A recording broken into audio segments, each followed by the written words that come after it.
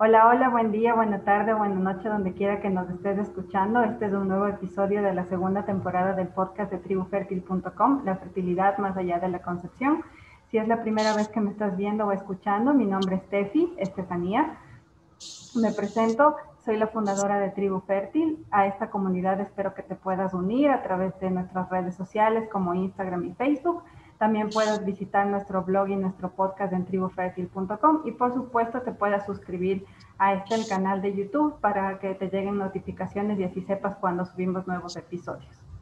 Te agradezco por escucharnos, por estar aquí. Quédate porque este tema va a estar bastante interesante.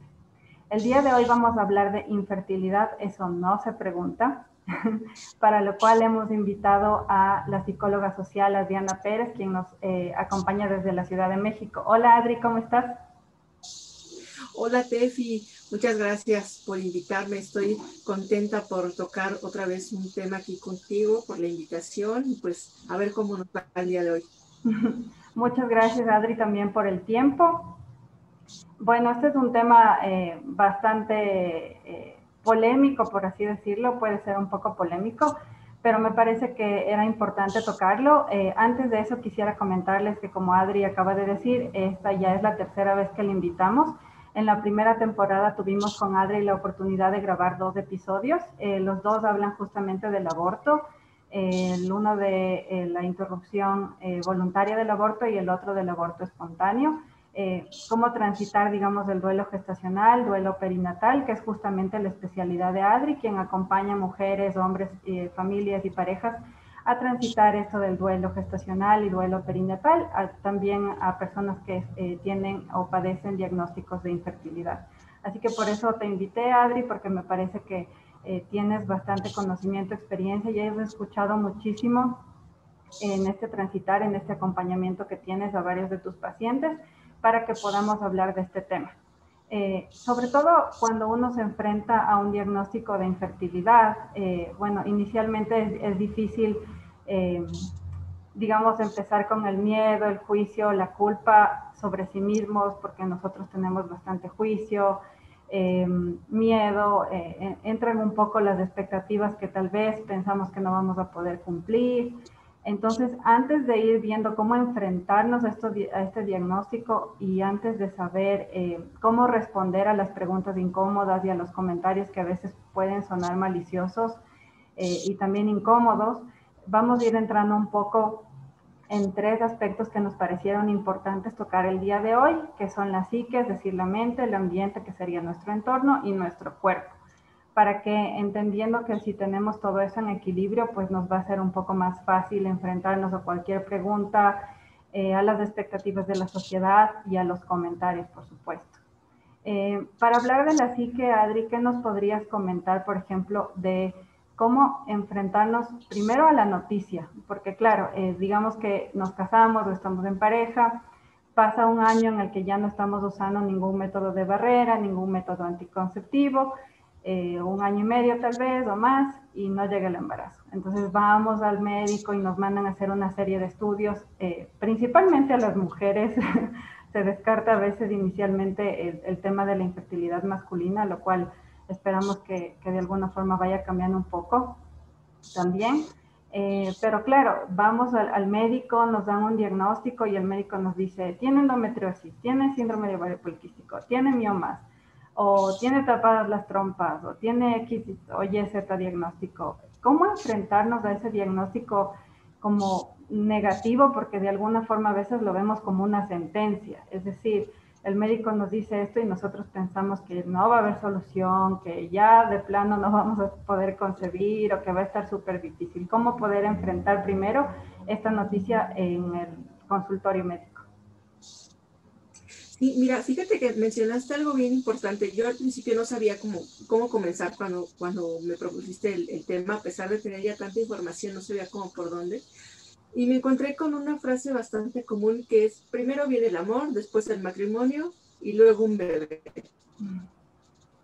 Pero, ¿qué pasa que no llega, ¿no? ¿Qué pasa cuando por X o Y razón nos vemos ante esta situación en la que definitivamente, bueno, no definitivamente, pero nos dan este diagnóstico y inevitablemente nos vemos involucrados en una crisis vital? Incluso hay autores que comparan estas crisis ante el diagnóstico de infertilidad muy parecidos a las personas que se enfrentan a diagnósticos de enfermedades mortales como el cáncer. Wow. Entonces, ¿qué es lo que sucede cuando nosotros atravesamos estos procesos de crisis? Bueno, hay, para empezar, una devaluación del autoconcepto, de la autoestima. Bien lo dijiste hace un momento, principalmente en el caso de las mujeres. Socioculturalmente hablando, nos inclinamos un poquito más a que el defecto, y lo entrecomillo porque en realidad no es así, simplemente es una condición física, es siempre, nos encasillamos en que si el varón es totalmente fértil, en que puede tener hijos con cualquier persona, pero la mujer no. Ajá. Entonces, cuando nosotros nos enfrentamos a este diagnóstico, esta situación nos lleva inevitablemente a tener esta crisis, porque una puede ser porque a lo mejor hay pérdida de salud, puede ser por síndrome de ovario poliquístico, por endometriosis, incluso por cáncer, por cualquier otra situación. Entonces, eso como que le agrega un plus a mi diagnóstico de infertilidad. Entonces, todas estas afectaciones, ¿cómo van a ser esas afectaciones? Van a ser emocional, psicológicamente. Mis emociones, mis sentimientos, mis pensamientos se van a ver afectados. Como bien lo dijiste, lo primero que aparece es la culpa. Ahorita más adelante les voy a ir explicando cómo vivimos un proceso de duelo, porque sí, aunque muchas personas no lo crean, vivimos un proceso de duelo cuando nos enfrentamos a este diagnóstico. Pasamos por distintas etapas y cada una se caracteriza por ciertos pensamientos y por ciertas emociones. Entonces, mi reacción principal puede ser tristeza, frustración, enojo, ira, que ya es como llegar a otro nivel, depresión, ansiedad. En cuanto a mis conductas, puedo sentir un deseo incontrolable por los bebés, o por el contrario, un rechazo total hacia la maternidad o hacia todo lo que tenga que ver con esta parte de la llegada de un nuevo miembro a las familias.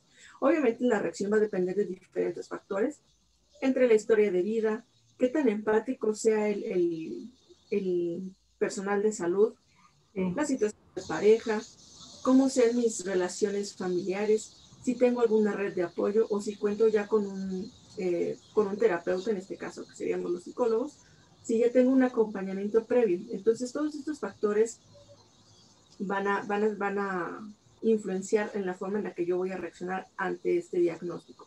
Ahora, es un tema del que difícilmente vamos a hablar, y ese es el punto, y creo que en eso coincides conmigo. Sí. Es lo medular en este tema. Cómo hablarlo, cómo expresarlo y cómo enfrentarme, tanto yo como paciente que recibí mi diagnóstico, tanto yo como pareja o como familiar o amigo que quiero acompañar en este proceso. Entonces, ahorita me mencionabas esta parte de la psique. Cuando nos dan este diagnóstico, casi de inmediato y en un alto porcentaje de los casos, es como lo dijiste, es una sentencia, como si ya no hubiera nada que hacer. Muchas veces es, ok, está este problema, pero lo podemos solucionar con tal tratamiento o a través de cierto tratamiento integral o algunas opciones. Pero lo que está en la cabeza es infertilidad, infertilidad, infertilidad, y de ahí no salimos. Es bien complejo pasar esta etapa. Insisto, tiene que ver mucho también de la manera en la que te van a dar la noticia los profesionales de la salud. Aquí, en mi caso, como experiencia personal, recuerdo que pues digo, tienes síndrome de ovario poliquístico y no pasa nada, vas a estar bajo tratamiento hormonal y nunca vas a tener hijos. Entonces yo no escuché nada del tratamiento, no entendí nada de lo que me dijo, y lo único que en lo que se concentró mi cerebro fue, no vas a tener hijos nunca, ¿no? Entonces, claro, y ahora, a esto hay que agregarle si lo vives sola o si lo vives en pareja. Ahora, si mi pareja no estaba ahí, ¿cómo se lo voy a comentar ahora? Incluso muchas personas tienden a evadir y a salir como no pasara nada, exactamente. Y en el momento en el que pasa un año, pasan 2, pasan 3, y a pesar de que ya sabes tu diagnóstico, no te atreves a enfrentar y decir, ¿sabes qué? Esta situación, y ahora cómo la resolvemos, ¿no? Claro, y sobre todo cuando te enfrentas a un diagnóstico así, yo creo que hay como dos caminos. O bien te echas, como tú decías, de infertilidad, como que te pones la etiqueta y tal vez te pones en el sillón del victimismo, por así decirlo, como que te echas a morir y como que dices, bueno, ya no hay nada que hacer. Capaz ni siquiera le haces caso al médico en las recomendaciones o lo haces a medio hacer y te quedas por un buen tiempo así o tal vez siempre por toda la vida. O por el otro lado dices, no, yo voy a controlar la situación, voy a hacer lo que sea y empiezas a buscar alternativas, otras terapias, otro médico, otro diagnóstico y empiezas a tomar el control, pero tal vez el control se vuelve como muy excesivo de alguna forma. Entonces, o estás en el un extremo o estás en el otro.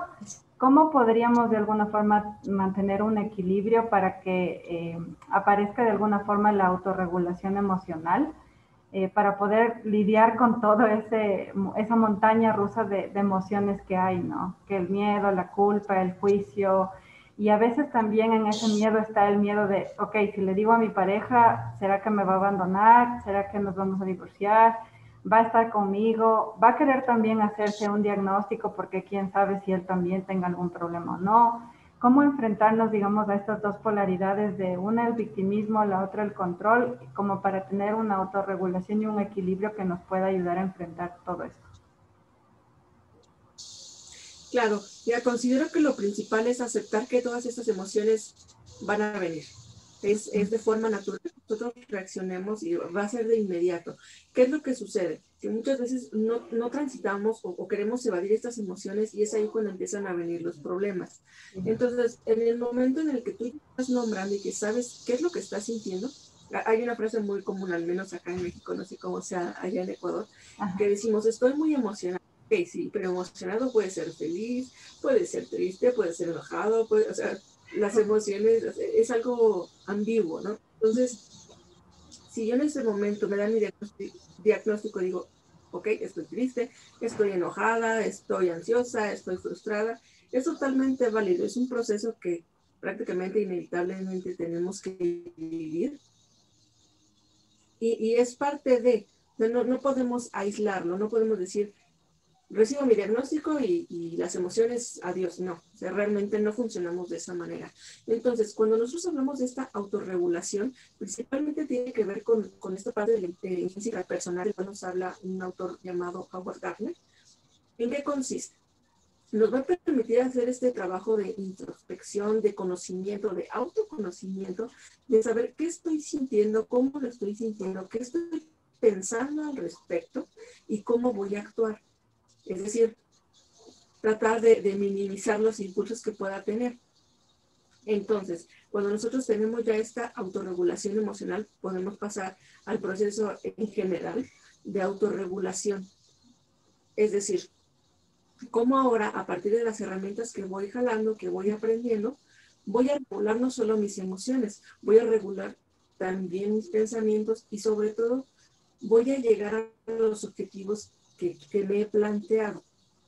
Que esa es una parte muy importante. Muchas veces es, ok, recibes tu diagnóstico y decir, ¿qué es lo que decides? Bueno, voy a buscar cierta forma a través de fertilización in vitro, a través de algún tratamiento natural, a través de terapia, cualquier otro proceso. Pero ¿cómo comenzar? O sea, realmente qué es lo que quieres lograr y sobre todo para evitar el obtener resultados negativos. ¿Y a qué me refiero con estos resultados negativos? Como ya lo dijiste, llegar al otro extremo. Este extremo en donde yo solita me digo, híjole, pobrecita de mí, a lo mejor ya me van a dejar, o no soy una buena persona, a lo mejor me está castigando Dios, la vida, el universo. Yo no tengo nada en contra de las creencias religiosas, al contrario, creo que muchas veces suelen ser una herramienta de apoyo bastante importante. Incluso estas herramientas las hacemos a un lado y nos negamos totalmente a cualquier tipo de ayuda. Entonces, empiezas a enfrascarte en este sufrimiento, porque aquí sería como una de las diferencias bastante marcables. Mi reacción inicial sería estar triste, ok, eso es lo normal y va a ser, me va a ayudar a procesar toda esta información que me acaban de dar.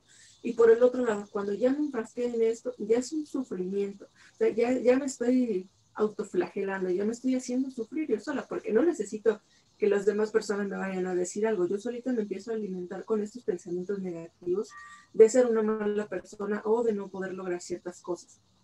Entonces, cuando nosotros nos enfrentamos a estas situaciones estresantes, es aquí en donde esta parte de la autorregulación nos va a poder ayudar para que estas emociones no nos desgasten tanto, que aprendamos a vivir, a integrarlo, si es que nos dieron el diagnóstico de alguna otra enfermedad, cómo integrarlo a mi vida, qué voy a hacer ahora, si tengo que cambiar hábitos alimenticios, si tengo que acudir a lo mejor a terapia para procesarlo, si a lo mejor tengo que recurrir a un tratamiento integral, que esto es bastante importante, porque muchas veces lo dejamos toda la parte médica, si bien nos va, otras veces solamente es pues ya lo que la vida diga, y pues ahí todavía nos encontramos en una situación muchísimo más complicada. Sí, sí, totalmente. Y creo que hablabas del sufrimiento, ¿no? O sea, no recuerdo bien la frase, pero algo así como el sufrimiento es como opcional y el dolor siempre va a estar ahí cuando hay una situación difícil, Así es. como estas que, digamos, tenemos que enfrentar con el diagnóstico o hablando en otro caso de la pérdida de algún familiar, etcétera. El dolor va a estar ahí y va a tener su tiempo, digamos, dentro de nosotros y lo vamos a vivir de ciertas formas, cada quien lo vive al dolor de su forma y en su tiempo, pero el sufrimiento creo que es como opcional, o sea, ya quedarte como ahí en esa etapa es más complicado. Entonces, ¿cómo saber, digamos, o qué signos de alarma tener para saber si ya necesitamos terapia? Yo me demoré 7 años casi 8 en tomar terapia. Los que han escuchado un poco de mi transitar a través de Tribu Fértil, de la historia que tengo en la página web, etcétera, podrán saber que, bueno, yo estoy 8 años, digamos, en este proceso, en esta aventura que yo le llamo, y no fue hasta casi el 8.º año que yo dije, ya, o sea, no puedo más, necesito tomar terapia. ¿Cómo saber si esta autorregulación emocional, este sentir, este pensar, esto de tratar de tener equilibrio ya no está funcionando y decir, ok, no, necesito terapia, necesito ayuda porque no puedo más? Incluso terapia de pareja, porque también esto se enfrenta en pareja muchas veces.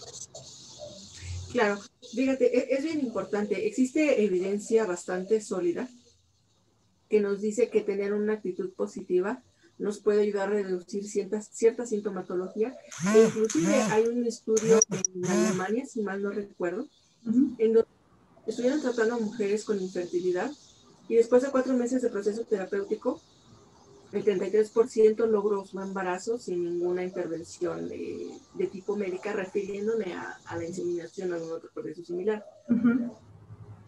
Pero aquí hay algo bien importante, porque con eso me he encontrado muchas veces, con esta parte de la actitud positiva.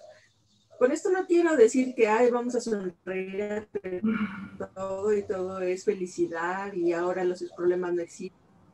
Eso tiene que ver más con la parte de cómo voy yo a afrontar esta situación, cómo la voy a integrar y sobre todo a ir eliminando el pesimismo que no me ayuda para nada, ¿no? De las primeras señales que me pueden decir que voy a requerir de este proceso. Bueno, creo que para mí, desde mi perspectiva, el proceso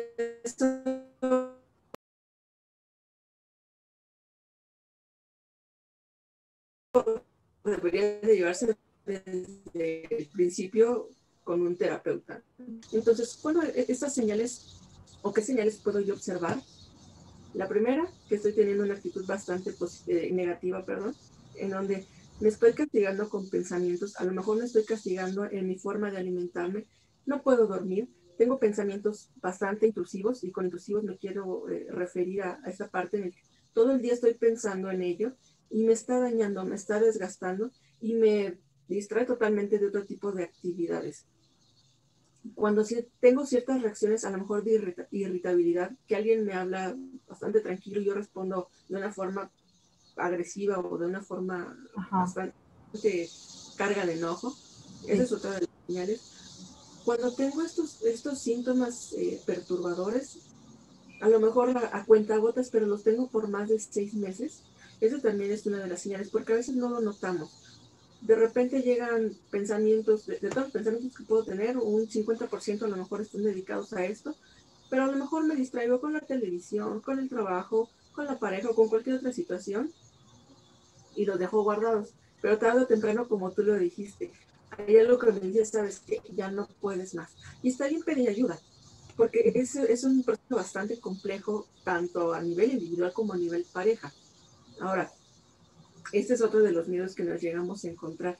Ahora, ¿cómo me voy a relacionar con mi pareja? Si yo estoy viendo también que ya la situación íntima y no necesariamente sexual, aunque también es parte de, si yo estoy viendo que ya no tengo esta comunicación, si estoy viendo que me cuesta trabajo a lo mejor integrarme con las personas, independientemente de que la plática sea sobre bebés o no, Sí. y ver estas dificultades para integrarme con los demás, ver estas dificultades para expresarme sobre todo, y la dificultad para identificar qué es lo que me está haciendo daño, si son las emociones, si son mis pensamientos, si es todo junto. Cuando no sé cómo, esta bolita de estambre, no sé dónde está el hilito mágico que me dice dónde comenzar, Ajá. esa yo les invitaría a recurrir a un especialista.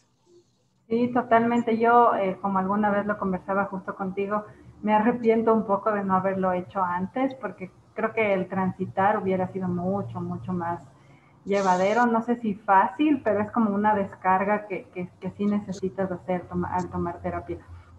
Adri, cuéntanos cómo sería esto del duelo, porque claro, la gente va a decir, aquí no hay ninguna pérdida, yo no, bueno, puede que hayan las pérdidas y justamente eso sea un diagnóstico de infertilidad, digamos, no poder sostener un embarazo. Pero para las personas que no hayan tenido nunca un embarazo, ¿cómo puedes explicarnos que funcionaría este tema de transitar este duelo? ¿Qué etapas tiene y cómo funciona? Porque claro, este diagnóstico, como nos decías, puede ser incluso parecido a recibir un diagnóstico de una enfermedad más catastrófica o de un problema mucho más grave. Claro, mira, aquí estaríamos hablando de un duelo por la pérdida de la salud reproductiva. Ok. Es decir, ¿cómo va a haber un duelo aquí si no he perdido nada? No, en realidad sí estamos perdiendo nuestra salud reproductiva o la llegamos a perder inclusive antes del diagnóstico y no lo sabíamos. Ahora, a mí me gusta manejar 5 etapas que son la negación, la ira, la depresión o indiferencia, la negociación y la aceptación, que sería como llegar a esta parte sanadora. Ok. Ahora, es importante que, aunque yo las voy a mencionar como punto por punto, el proceso no es precisamente lineal. Es muy raro que se llegue a vivir de esa forma. Vamos a tener altibajos y esto es totalmente normal. Es parte Uh-huh. de esta asimilación a la nueva situación que nos estamos enfrentando. Cuando pasamos por la etapa de la negación, es justo en la parte en la que nos sentimos culpables del problema. Es decir, híjole, a lo mejor si hubiera hecho esto, no estaría enfrentándome a la situación. Claro. Si le hubiera hecho caso a mi mamá y me hubiera tomado aquello, a lo mejor ahorita ya no. Sí, en el caso de las mujeres que tuvieron un aborto, ya sea voluntario o involuntario, también suele ser esta parte en donde más culpa se llega a generar. Híjole, es que a lo mejor es un castigo de la vida porque como yo aborté, Sí. por la razón que haya sido o como haya sido, híjole, a lo mejor es ahora mi castigo, ¿no? Esta parte de culpas, castigos y de sufrimientos es lo que vamos a ir viendo en esta etapa de negación. Negación. Puede ser también, por supuesto, algún otro suceso del pasado.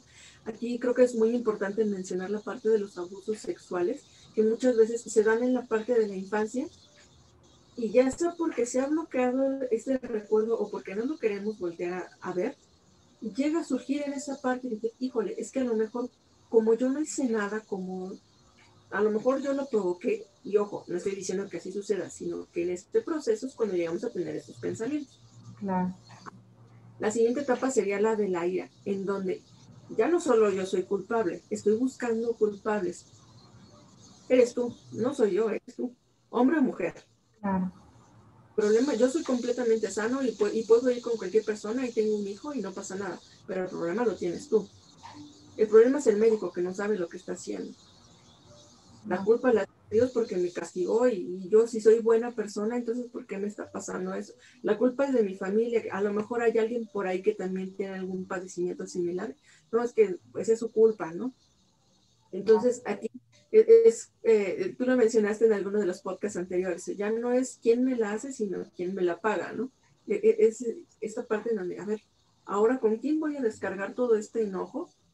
que estoy experimentando a raíz de esta situación. También algo muy característico de esta parte de ira es cuando nos sentimos enojadas por alguna persona que está viviendo un embarazo o con aquellas personas que o deciden no tener hijos, vaya, no se embarazan nunca, o deciden tener un proceso de aborto. Sí. Aquellas también que llegan a dejar a sus hijos abandonados, que se escuchan muchos casos alrededor del mundo. Y entonces sentimos este coraje de por qué, si yo soy tan buena persona y si yo sí lo deseo, ¿por qué yo no puedo? Y aquella persona que no lo desea, los deja como si nada, ¿no? Sí. Entonces, esto es absolutamente normal, hay que irlo trabajando, pero es algo que prácticamente no podemos evitar sentir. Lo importante es justamente no quedarnos con ello.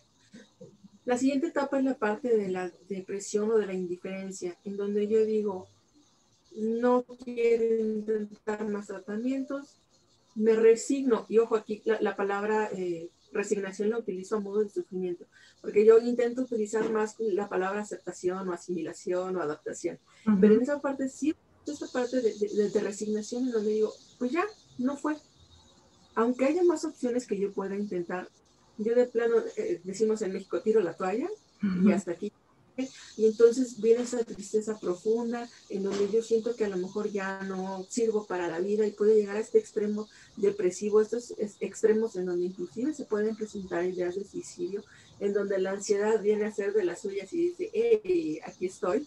Ajá. Entonces, en esta parte nos podemos llegar a sentir incompletas inclusive, o incompletos en el caso de los varones, y con bastante inseguridad. Es la parte, considero yo, de acuerdo a lo que he visto y a mi experiencia personal, considero que esta es la parte en donde más inseguros nos llegamos a sentir en todos los aspectos, no solamente en relación a la fertilidad, en la vida laboral, en la vida de pareja, en la vida, vaya, individualmente hablando, en cualquier aspecto, nos llegamos a sentir con estos bajones emocionalmente hablando.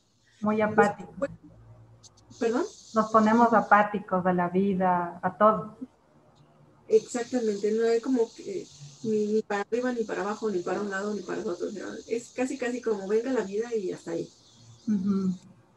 La siguiente etapa es la de la negociación, que es en donde nos sentimos un poquito más desahogados.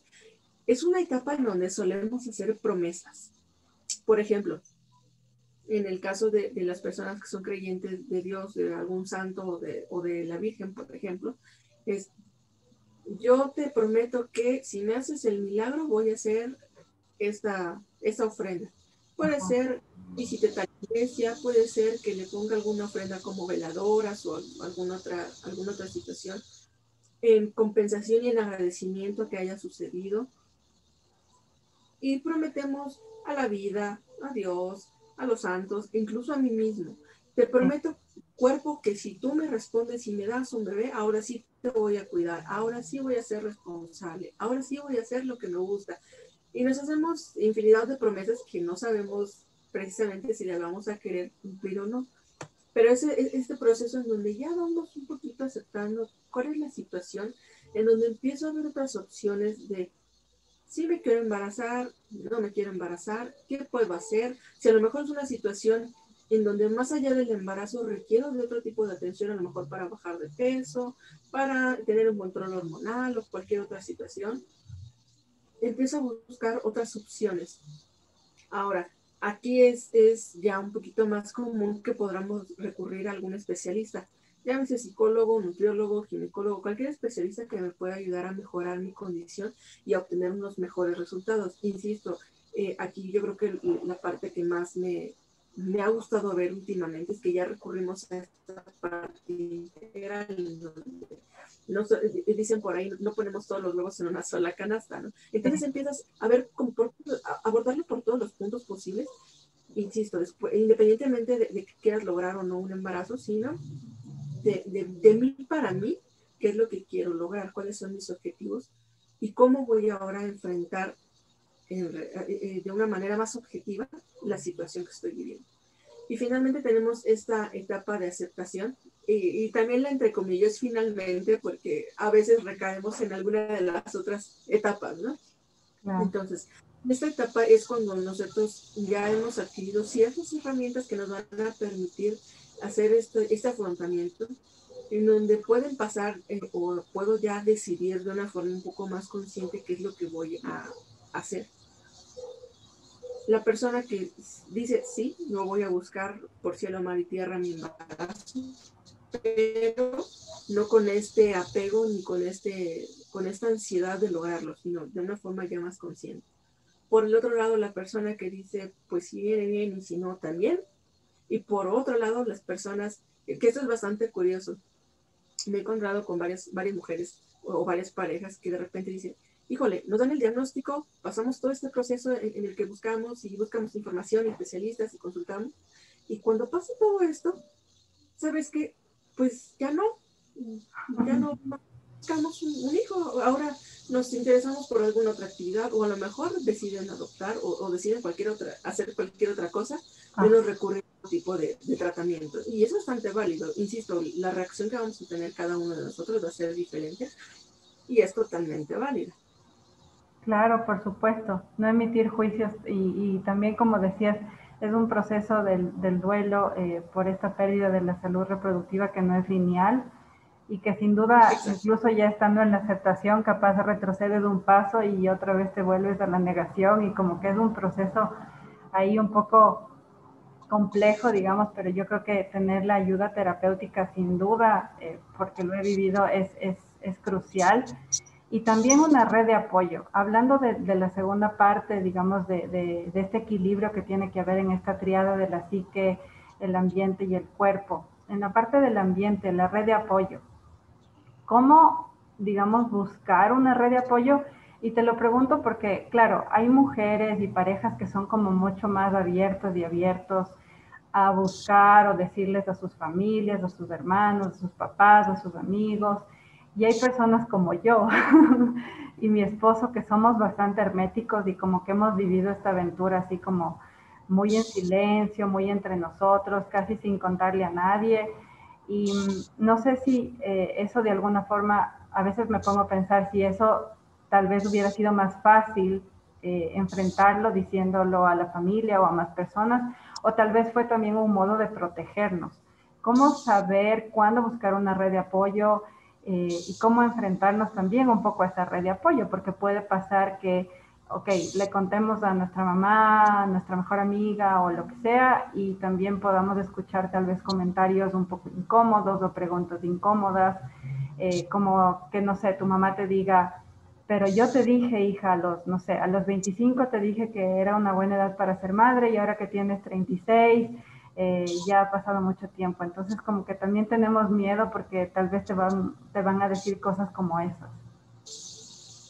Claro, fíjate, sí es cierto que es muy importante y tiene una parte bastante positiva el tener esta red de apoyo social que nos ayude a enfrentar este problema.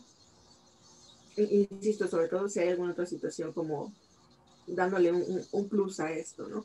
Ajá. Pero cierto es que no estamos informados y no estamos educados para enfrentar como acompañantes diferentes situaciones, infertilidad, muerte, en el caso de lo que trabajo yo, que son las pérdidas gestacionales, incluso a trastornos ya bastante comunes como la depresión y la ansiedad. No sabemos cómo reaccionar, vamos repitiendo frases, vamos repitiendo actitudes que consideramos que son correctas. Ajá. Ahora, va a haber personas a las que sí valga la pena decir, ¿sabes qué? Estoy enfrentando esta situación, me siento de esta forma, ya busqué ayuda o por el momento no me interesa buscar ayuda, pero te lo estoy contando porque te tengo confianza, porque te quiero, porque te preocupas por mí, cualquier motivo que pueda ayudar. Pero también es cierto que causa mucho miedo y mucho estrés sobre todo el enfrentarte a esas frases, el enfrentarte a estos comentarios que si bien no siempre son malintencionados, porque en la mayoría de los casos creo que es hasta con el afán de motivarte o de darte ánimos para dar el siguiente paso. Pero creo que aquí la clave sería la comunicación justamente. Es decir, nosotros ya sabemos a quién sí le podemos dar explicaciones y a quién no. Ahora, por otro lado, no es que estemos obligados a hacerlo. Esto va a depender también de qué tan cómodo te sientas tú hablándolo con cierta persona. Ujú. Ahora existen, pues gracias a las redes sociales y a otro tipo de recursos que tenemos a través del internet, existen grupos de autoayuda que son guiados por profesionales, por psicólogos principalmente, incluso algunos que son ya a modo más integral, o como es el caso de tu plataforma, en donde vas integrando diferentes especialistas, y eso te Ujú. hace sentir un poco más comprendida y te hace sentir parte de, que no eres la única persona que lo está viviendo, pero que no por eso tu historia es exactamente igual a la de los demás. Entonces eso también te da ciertos ánimos e incluso vas aprendiendo ciertas herramientas de personas que ya lo están viviendo de una manera, pues quizá un poco más tranquila, ¿no? Entonces tiene que ver también esta parte de la disposición. ¿Hasta qué punto yo estoy dispuesta a entregar mi información a las demás personas? Y si en cierto tiempo yo me siento cómoda únicamente platicándolo con mi pareja, también es válido decir, ok, gracias por la pregunta, gracias por preocuparte, pero esto es un asunto entre él y yo y por el momento no estamos interesados en hacerlo externo. Es totalmente válido. El punto aquí es justo que no nos sintamos incómodas o que no nos sintamos incómodas a responder o a actuar o a hacer ciertas acciones solo por quedar bien o por traer esta máscara de que todo es felicidad y entonces yo puedo sonreírle al otro aunque por dentro me esté deshaciendo, ¿no? Eso genera un desgaste emocional sobre todo muchísimo más grande y después de cierto tiempo por supuesto va a generarnos un desgaste físico. Sí, sin duda. Yo creo que ese punto es muy importante porque lo hablábamos antes de grabar este episodio, de la coherencia emocional. A veces hay muchas creencias culturales, religiosas, de la sociedad en sí, que por ejemplo nos dicen, es que si te pasa tal cosa tienes que contárselo a tus papás. A lo mejor no quieres, no te sientes bien, pero te sientes obligada por esa creencia.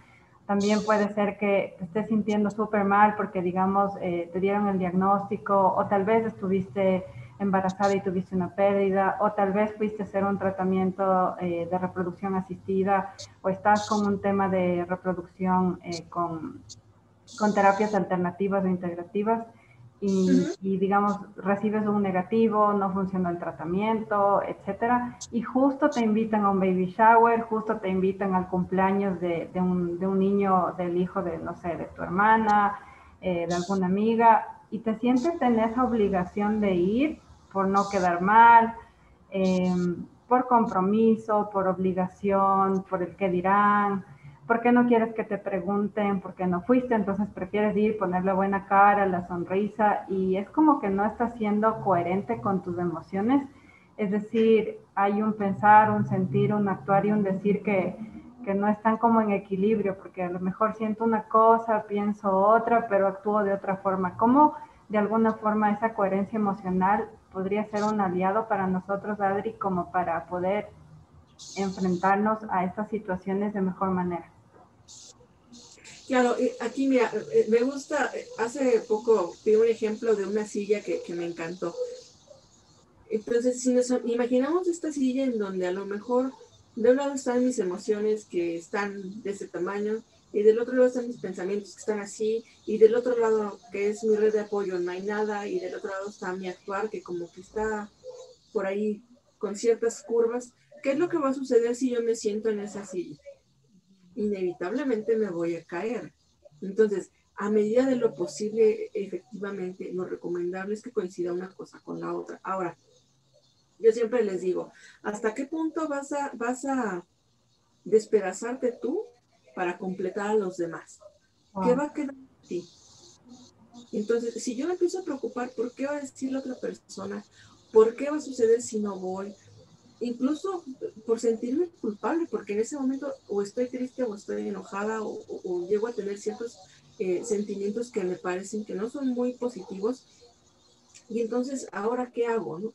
Me siento hasta con cierta como redención, es decir, si yo voy y acompaño y sonrío, entonces puede ser que esta parte que yo viví hace un momento o que sigo viviendo de forma interna, a lo mejor va a disminuir o a lo mejor la vida me perdona o no sé.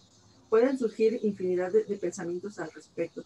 Yo siempre les invito a sentirse tranquilas con las acciones que están haciendo. Si en ese momento tú no te sientes lo suficientemente feliz o lo suficientemente cómoda para acudir a cierto evento, es válido. Esto no quiere decir que te vayas a encerrar totalmente en tu casa por siempre y no vayas a convivir con la sociedad nunca más. No, Claro. pero es necesario que te tomes este espacio para ti o para ti y tu pareja. Tómatelo, de verdad, sin culpas. Hay que sentirse libre de todas estas situaciones, libre del tiran, de autoflagelarse constantemente por no poder cumplir con las expectativas de los demás. Y aquí, ojo, son las de los demás y los demás sabrán qué hacer con sus expectativas. Nosotros somos responsables cada uno de nuestras expectativas y aún así pueden salir las cosas de una forma totalmente diferente a como nosotros las estamos esperando. Pero Claro, sí, yo les recomiendo esta parte en donde no te sientas obligada a decir o actuar de una forma que no te nace, que con la que no te sientes cómoda, porque al final del día la que se desgasta emocionalmente eres tú. claro, ser honestos y honestas con nosotros mismos, porque creo que es una manera de protegernos que es bastante válida y crucial, sobre todo en estas etapas. Sí, es totalmente de acuerdo. Sí. Bueno, pasando al tema del cuerpo. A veces cuando lo decíamos al principio, nos dan estos diagnósticos, nos empezamos a pelear con el cuerpo. Tal vez no lo decimos, pero inconscientemente o conscientemente pensamos, ay, no sé, soy muy joven, mi cuerpo no sirve para nada, no voy a poder ser mamá nunca, no voy a poder ser papá, no sé, empiezan incluso los juicios con el cuerpo, ¿no? Ah, es que estoy muy gordito, no, es que estoy muy flaquita, es que tengo tal otra condición, aparte del tema del diagnóstico de infertilidad, entonces por eso seguramente, entonces empezamos como a pelearnos con el cuerpo. ¿Cómo esto influye negativamente, Adri, en esta relación cuerpo-mente, que de alguna forma, si estuviera equilibrada o digamos estuviéramos amigados con nuestro cuerpo y aceptáramos de mejor manera este diagnóstico, podría incluso ser un aliado para poder llevar mejor este proceso? Claro, yo creo que aquí sería importante, bueno, de tener un médico de confianza, un médico que me guíe. En el caso de las personas que tienen alguna situación de alimentación o hormonal, pues dependiendo obviamente de su especialidad. Pero ¿qué hacer cuando estamos en casa, por ejemplo? ¿No? Si la primera es aceptar que hay control sobre ciertas cosas y hay un total, no descontrol, pero no está dentro de mis posibilidades, pues manejarlo a mi antojo, ¿no? Hay ciertas cosas. Ahora, si ya me recomendaron una dieta, si me recomendaron a lo mejor hacer alguna terapia psicológica, alguna terapia alternativa o alguna situación en donde yo pueda descargar todas las emociones, no lo hago, ahí la responsable totalmente soy yo. Claro. Entonces, cuando yo empiezo a tener todo este desgaste mente-cuerpo, inevitablemente, si desgasto mi cuerpo, se va a ver reflejado en mi mente. Si desgasto mi mente, se va a ver reflejado en mi cuerpo. Sí. Entonces, no tengo esta disciplina para cuidarme, para ver por mí, pues híjole, difícilmente vamos a tener resultados positivos. Ahora, el que yo esté viendo constantemente estos defectos en mi cuerpo, lejos de llevarme a algo positivo, pues me va a ir tirando poco a poco, como las escaleras, escaloncito por escaloncito, y a lo mejor ni cuenta me doy, y ya cuando lo veo estoy hundida en un hoyo, en un abismo. Si yo en lugar de decirme, por ejemplo, estoy gorda, o estoy flaca, o estoy chaparrita, o mi menstruación no ha llegado este mes, o no sé, cualquier otra situación negativa, le agradezco a mi cuerpo porque está respirando, porque mis piernas me sostienen, porque puedo ver, porque puedo hacer el día de hoy algo por mejorarlo, por cuidarlo. La situación cambia totalmente de panorama, ¿no? Wow. Insisto, de las actitudes positivas y la parte del autocuidado es bien importante, de verdad. Es algo que no podemos ni dejar para que los otros hagan por nosotros, ni dejarlo a un lado de, ay, híjole, es que Y si mejor lo hago mañana, es que pues a lo mejor podría comer bien, pero es que ahí hay una pizza y pues se ve rica y así no cocino y me ahorro tiempo. Obviamente de vez en cuando darse ciertos gustos, Justo. pues no es malo, vaya, no es que te vaya a matar totalmente a menos de que haya una situación bastante fuerte de salud. Pero hay que ser bien honestos. A mí, de verdad, que estos ejercicios de honestidad me encantan porque cuando empezamos a conocernos y saber qué es lo que estamos pensando y qué es lo que estamos sintiendo, nos damos cuenta de por qué actuamos de tal forma. Entonces, si yo no tengo este conocimiento previo, voy a seguir actuando y actuando y actuando de una forma a ser responsable muchas veces. Claro, por supuesto, y volvemos al tema de la coherencia emocional, ¿no? También Exactamente. después nos volvemos capaz muy rígidos con la alimentación, entonces capaz el médico me dijo que no como tal cosa y después a escondidas lo hice, entonces es como que otra vez vuelve ese desequilibrio. Y también incluso el tema de la coherencia emocional respecto al cuerpo, me parece que tocaste un tema también importante al principio, el tema de tener un médico de confianza. A veces también por creencias culturales, sociales, vamos al médico que nos recomendó a alguien o al médico de la familia, por tradición, digamos, heredamos eso de ir al mismo médico todos o todas, y vamos a ese médico y a lo mejor como que no nos cuadra, no nos cierra lo que nos dice. A veces lastimosamente en la medicina alopática no les preparan como para dar diagnósticos complejos, digamos como estos, y nos lo dicen a veces como de formas muy difíciles de digerir, como lo que te decían a ti del nunca va a ser mamá. Así es. Entonces, claro, ese nunca es como muy pesado y creo que a veces no digerimos muy bien esas cosas dependiendo de quién nos lo diga. Entonces, buscar también como un médico de real confianza, no solamente ir a un médico por ir, sino que si no nos calza, cambiar de médico, buscar otro diagnóstico. Tú que has visto eso en tus pacientes, digamos, ¿qué te han comentado al respecto de este tema, digamos, de a veces que no le tienen confianza incluso al médico, pero siguen yendo, o sea, como que no hay esa coherencia también? Sí, fíjate que eso suele pasar muchas veces, sobre todo en el caso de los ginecólogos, que llega a suceder que, por ejemplo, en los grupos de autoayuda, ¿no? En donde, a ver, me recomendaron esto, pero es que yo siento que para mí esto no funciona. A ver, nosotros no somos las expertas en medicina, el doctor sí, pero si yo no me siento conforme con eso que me está diciendo, estoy en mi derecho de ir con otro doctor y decir, a ver, mira, me dijeron esto y esto, pero pues yo siento que no me está funcionando o que no es para mí o para mi estilo de vida esto no se adapta, por ejemplo, cuando hay anticonceptivos de por medio. Ajá. Por ejemplo, mucho tiempo con pastillas y demás, y de plano ninguna me caía, ¿no? Entonces era como que, ¿y ahora qué hago? Con la última doctora, con la que ahora ya es mi doctora de confianza, ¿sabes qué? Es que esto no es para ti. Entonces ahora ya con dieta y con ejercicio y con otros cambios de hábitos, ahora sí veo cambios. Entonces, si nosotros nos casamos, es como casarnos con una idea que sabemos que no nos convence, Sí. ahí seguimos, porque, híjole, es que a lo mejor mi mamá se enojó, es que a lo mejor, es más, el doctor se puede enojar y si el otro no me funciona y luego regreso, entonces ya no me va a querer atender. Entonces, no, realmente hay infinidad de especialistas, hay un montón de opciones a las que podemos recurrir. E insisto, lo importante es que te sientas segura, que te sientas confiada y que te sientas con este poder de externarle a tu doctor cuáles son tus dudas, porque eso es un error que muchas veces llegamos a cometer en consulta. Nos explican y entendiste, sí, y salimos de consulta y híjole, es que como que no le entendí, pero es que si me regreso ahora se va a enojar y Ajá.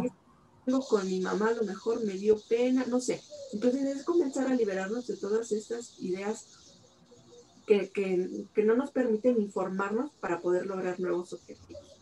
Sí, sin duda. Yo creo que informarnos también es bastante básico porque no hay nadie que conozca mejor nuestro cuerpo que nosotras mismas, nosotros mismos.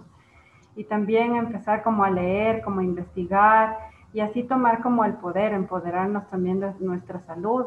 Yo me acuerdo que a veces llevaba mi propia listita de preguntas al ginecólogo y si sentía que no estaban llenas del todo, o sea, como que no me sentía que me había escuchado, me había contestado, no lo que yo necesariamente quiera escuchar, porque obviamente a veces el médico nos dice cosas que no queremos escuchar, pero también Así es. son las formas, también es, digamos, ese contacto visual, que te esté escuchando, que no esté en el WhatsApp, porque me pasó una vez con un ginecólogo que yo le contaba por poco toda mi trayectoria y había llevado todos mis exámenes y él se pasaba en el WhatsApp y se reía de los memes que le mandaban. Entonces nunca más volví a ese médico porque no me atendió ni siquiera 10 minutos.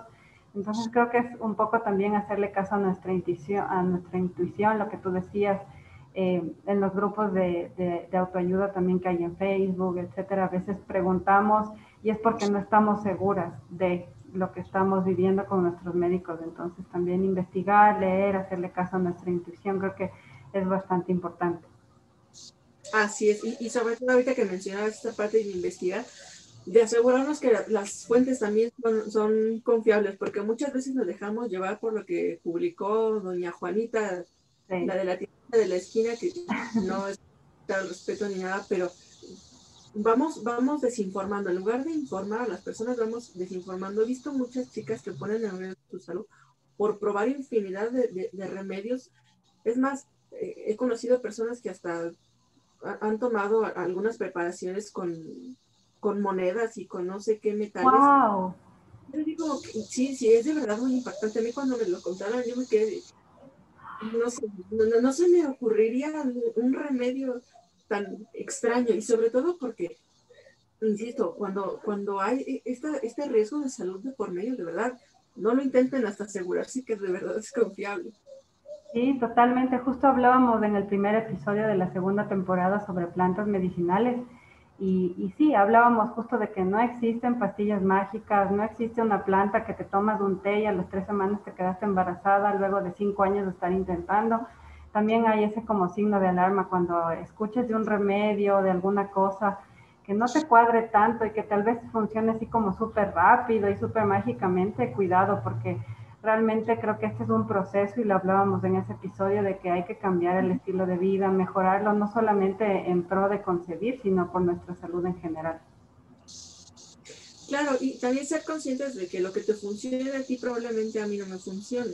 No es como que sea una ley de a todas las mujeres o a todos los hombres nos va a funcionar, porque también esta es otra parte bien importante. A veces somos alérgicos a ciertas cosas y no lo sabemos. Entonces ya cuando lo consumiste y cuando ya viene todo el problema, es cuando vienen también los arrepentimientos en esta parte. Entonces, de verdad, siempre consultar a los profesionales, a los especialistas en cualquier área, es muy importante tener este acompañamiento. Sí, sí, totalmente. Yo creo que hemos dado ya algunos, digamos, algunas pinceladas de cómo manejar esto en la mente, en nuestro entorno y con nuestro cuerpo.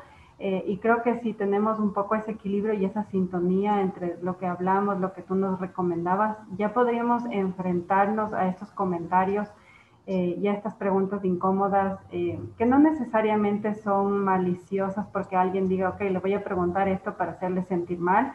A veces, como decías, la gente incluso intenta hacerlo de forma como de motivación y tal vez no sabe que puede estar metiendo la pata o diciendo algo que pueda herirnos mucho.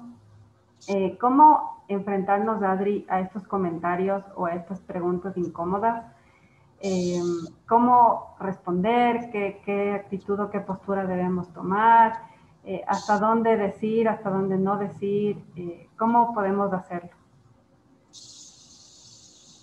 Claro, como te decía hace un ratito, nosotros distinguimos quién sí tiene la importancia y con quién nos sentimos cómodas para expresar ciertas situaciones, sobre todo tan delicadas, porque efectivamente no sabemos cómo van a reaccionar las demás personas.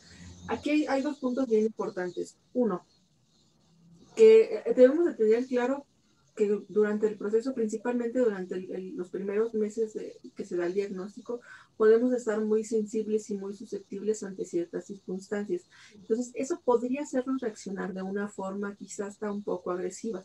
Pero tanto como yo no sé qué me vas a preguntar tú no sabes cuál es la situación que yo estoy viviendo. Entonces, no es que sea algo personal. Puede haber casos, por supuesto, de que hay gente que sí está como muy insistente y le gusta estar ahí molestando a las demás personas. Pero cuando viene de una persona que tú sabes que a lo mejor está preocupando por ti o a lo mejor tiene simplemente curiosidad, ¿cómo puedo yo responder ante estas situaciones? Bueno, la primera es, si le quiero explicar, creo que sería como dividirlo en dos partes. Una, ¿le quiero explicar qué es lo que me está sucediendo? Ok, sí, bueno. Entonces, mamá, papá, amigo, hermano, quien sea. Pues la situación que estoy viviendo con mi pareja es tal, recibí un diagnóstico de infertilidad. A lo mejor puede ser que en ese momento todavía no sepas qué hacer y es válido. Mira, no estoy pidiendo un consejo, solamente te estoy explicando cuál es la situación por la cual no me siento cómoda recibiendo esta pregunta. Ajá. Entonces, te agradecería que por el momento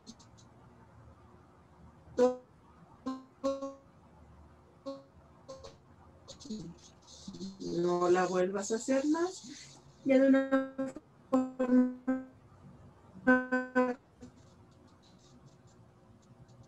un poquito más tranquila, más puede pasar que en el momento no te sientas con el ánimo y respondas de forma agresiva y digas, ¿qué te importa? ¿No? Suele suceder muchas Puede veces y pasar. también es válido. Ahora, si ya estoy un poquito más tranquila o estoy intentando no estar a la defensiva, pero es alguien a la que no le quiero dar explicaciones, ¿qué es lo que puedo responder? Puede ser la clásica, ¿no? ¿Por qué no tienes hijos? ¿Y tú para cuándo? No lo sé y no quiero hablar de eso por el momento. O a lo mejor le cambias el tema. No, pues no estoy muy seguro en este momento. ¿Cómo te fue hoy en tu trabajo? O cambia totalmente el ambiente. Si uno es inteligente, se da cuenta de que no hay más que hablar. Ahora, si de plano es una persona que te insiste por la razón que sea, también es válido alejarse y decirle, ¿sabes qué? Me tengo que salir un momentito, o si es una reunión familiar a lo mejor, voy a saludar a tal persona y de una forma u otra te zafas. Y por qué no, también es válido decir, ¿sabes qué? No voy a decir nada en este momento, ya respondí la primera pregunta, no se me antoja responderle otra y te vas en silencio. Es también a modo de no generarte más conflictos a ti, que te puedas llegar a sentir culpable o que te vuelva este coraje, esta ira por decir, ay, esa persona que le importa, a lo mejor sí tiene cierto interés positivo en ti, pero tampoco sabe qué es lo que estás viviendo, ¿no? E Ujú. insisto, no significa que estés obligada a decir o a darle una explicación exacta. Mira, me diagnosticaron tal día y me dijeron que si hago esto y esto, o de plano mis posibilidades son nulas y ya no. O sea, va a depender mucho de cómo surge la situación.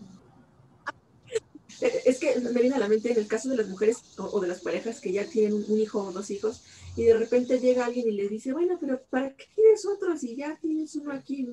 O sea, como si estuvieras coleccionando peluches, carritos, zapatos, no sé, no son objetos y tu otro hijo no va a ser igual al hijo anterior. Entonces, hay toda una serie de circunstancias y tu plan de vida es totalmente diferente y si en él quieres incluir uno, dos, tres, cinco hijos, es tu plan de vida, no tienes por qué dar explicaciones o estarle dando gusto a las demás personas. Sí, sin duda. Adri, ¿y tú en tu experiencia y como psicóloga y acompañando, digamos, a varias parejas en este transitar, tú dirías que influye más el cómo me lo dice la persona o el cómo me siento yo? ¿A qué me refiero? A veces, por ejemplo, si a mí alguien me dice, no sé, X cosa, ya estás como muy mayor para tener hijos ahorita. Yo me lo puedo tomar como chiste y puedo decir, ay, qué gracioso y cambiarle de tema, pero puede haber alguien que se lo tome como, uy, o sea, súper mal, se ponga muy vulnerable, muy triste y si quiera salir. Pues mira, aquí tiene que ver, considero principalmente en la etapa en la que estés viviendo, porque no es lo mismo vivirlo en la etapa de negación que vivirlo en una etapa de aceptación. Ok, Entonces, puede ser que a lo mejor la persona lo esté, como bien lo dijiste, lo estoy diciendo en buena onda y quiere saber a lo mejor un poquito más sobre la curiosidad o a lo mejor es un familiar muy cercano y se siente con esa confianza para preguntarte. sí. Y en ese momento tú estás tan susceptible, te sientas tan vulnerable a los comentarios que puedas reaccionar de una forma agresiva. Ahora, también es cierto que tú esta parte de la intuición, ¿no? Es una burla, ¿no? Entonces, ahí, con mucho más razón, menos explicaciones merecen, ¿no? Pero ¿cómo no sentirme mal? Pues tiene que ver con ese proceso de autoconocimiento, de reconocer qué me hace sentir mal, es decir, qué me hace sentir mal, si son específicamente de una persona o de todas las personas, si yo voy si puedo manejarlo o si requiero de ayuda para que pueda yo generar estas herramientas y entonces pues darle por su lado o simplemente no contestarlo y tomarlo pues como cualquier otra cosa. O sea, es la importancia aquí de este proceso de autorregulación, de este proceso de conocimiento, de este proceso en donde yo pueda decidir y pueda afrontar de una forma un poco más objetiva estos comentarios o estas preguntas. Perfecto, creo que quedó bastante claro y justamente nuestras preguntas, las que recibimos en Instagram y en Facebook para la grabación de este episodio, nos decían un poco eso, nos decía Lisandra desde Cuba haciéndonos 2 preguntas, justamente cómo enfrentarnos a estos comentarios y estas preguntas incómodas, qué postura tomar y cómo nos afecta emocionalmente. Entonces creo que esa pregunta ya está respondida por lo que acaba de decir Adri. Y también nos decía Carito Boqueda en Instagram que justamente le pasa que sí, enfrentarse a estos comentarios, a estas preguntas es incómodo y que ella, por ejemplo, ya trata de intuir de dónde viene la pregunta, con qué intención viene y según eso responder o no. Es lo que tú decías, ¿no? Como ya un poco ir viendo de dónde viene esa intención para ver si nos abrimos, qué tanto nos abrimos o digamos también si cerrarnos un poco como modo de protección. Exactamente, y creo que aquí la parte importante, yo como acompañante, como familia, como mamá, como suegra, como hermano, como primo, como amigo, creo que aquí lo importante es ser empático, el saber que la otra persona está pasando por una situación que a lo mejor para ti no es difícil, pero eso no significa que la otra persona vaya a reaccionar de la misma manera. Yo creo que aquí lo importante es ser tan sencillas en la forma. Nosotros rebuscamos y buscamos frases y buscamos la forma en cómo hacerlos sentir mejor y lejos de ayudarlos, como que los hacemos sentir un poquito peor. Entonces, cuando tú le preguntas a esa persona, ¿cómo se siente? Híjole, es como, a ver, aquí sí puedo expresarme. Y cuando tú lo haces con respeto, muchas veces no buscamos que nos respondan. Lo único que buscamos es que alguien nos escuche. Entonces, cuando esta persona, hombre o mujer, pareja, porque puede suscitarse que les preguntan cuando están juntos, y de repente, ¿cómo se sienten? Y a ver, es que fíjate que nos pasó esto, aquello. Igual puede ser que en ese momento no se sientan listos y eso también es respetable, porque por otro lado, a veces ejercemos esa presión de, no, pero cuéntanos y dinos. Cada pareja, cada persona va a tener su momento. Fíjate que algo que también creo que es funcional, y he visto que es funcional, es hablarlo en pareja. El decir, ¿cómo vamos a reaccionar si vamos a la boda, vamos a la comida, vamos a la fiesta? Y nos preguntan, importante, a veces lo preguntamos y no sabemos si esta persona no solo está viviendo la infertilidad, sino que está viviendo un proceso de fertilidad en donde están haciéndole pruebas, en donde están haciendo tratamientos, en donde están haciendo revisiones médicas que son bastante desgastantes y no lo han logrado y tú todavía vas y le pones a la herida, ¿no? Entonces, hay desconocimiento por ambas partes. Entonces, mientras más empatía haya para ambas partes, por la desinformación y por las situaciones que se pueden en comunicación, va a ser muy importante, van a ser piezas clave para que no nos sintamos incómodos, ni al recibir una respuesta, ni al recibir una pregunta, ni al dar esa respuesta. Sí, totalmente de acuerdo. Creo que como conclusión de este episodio me llevo que tenemos que ser como muy coherentes emocionalmente, como lo hablábamos. La autorregulación emocional también es importante y conocer estos procesos, digamos, de duelo y estas etapas que tiene esto que mencionaste, que me parece genial para saber en qué posición estamos. Y también respetarnos y protegernos también, ser bastante coherentes con eso y saber que a veces no es necesario dar explicaciones, tal vez con una respuesta corta, como tú lo decías, es suficiente. A veces intentamos quedar bien con los demás, responder por obligación o por no ser maleducados y nos complicamos un poco en las respuestas y ahí nos enredamos y pensamos mucho, cuando a lo mejor una respuesta tan simple como decir ahorita no estoy buscando y cambiar de tema nos puede, digamos, salvar de un momento incómodo o de un momento en donde podamos quebrarnos y sentirnos vulnerables. Así que creo que lo que hemos hablado en este episodio sin duda es muy importante. Esperamos que sea de gran ayuda también para ustedes. Cuéntenos qué otros temas quisieran que podamos topar aquí en el podcast. Les invito también a seguir a Adri. Voy a colocar tus redes sociales aquí en la cajita de descripción debajo del video para que puedan también tomar terapia contigo, consultarte y seguirte porque tú eres la especialista sobre todo en estos temas y como ya decíamos, llega un momento tal vez en el que ya no podemos más, entonces no perdamos más tiempo y vayamos a consulta, vayamos a terapia porque sin duda, se les puedo decir por experiencia, es bastante liberador. Agradecerte muchísimo, Adri, por el tiempo, por el conocimiento, por la experiencia que nos compartes y seguramente te vamos a invitar también a otros episodios. Pueden también escuchar los 2 episodios si están atravesando un duelo gestacional. Les voy a colocar los episodios que ya grabamos con Adri aquí abajo en la cajita de descripción. No se olviden de suscribirse al canal de YouTube, que vamos a seguir publicando nuestros episodios. Síganos también en Instagram y únanse al grupo privado de Facebook. Agradecerte, Adri, mucho y te mando un abrazo hasta México. Muchas gracias, Tefi, por la invitación. Fue un gusto y pues en lo que podamos seguir apoyando para que estas personas que están en este proceso de sanación puedan salir adelante, con gusto. Perfecto, muchas gracias, Adri. Ya saben, entonces esto fue un episodio más de tribufer.com, la fertilidad más allá de la concepción. Les mando un abrazo fuerte a todos, únanse a la tribu, no se olviden. Esto fue otro episodio más.